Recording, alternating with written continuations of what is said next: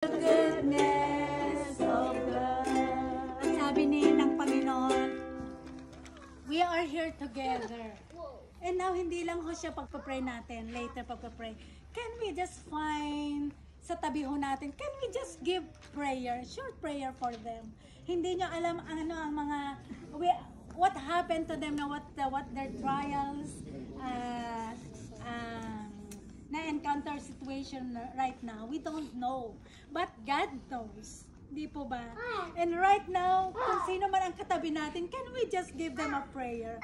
Just a short prayer sa tabi ho natin. Asawa man natin, yung katabi natin, o sino man po. Let's just give prayer for them. Hindi nyo alam ang napipil po nila. Right now. Pagkain mo na yung adik mo. Heavenly Father, thank you very much, Hallelujah. Sandali. Sabay-sabay to tayo. Sabay-sabay to tayo. Let's pray. Hawakan nyo yung husband nyo or anak nyo. Let's pray together.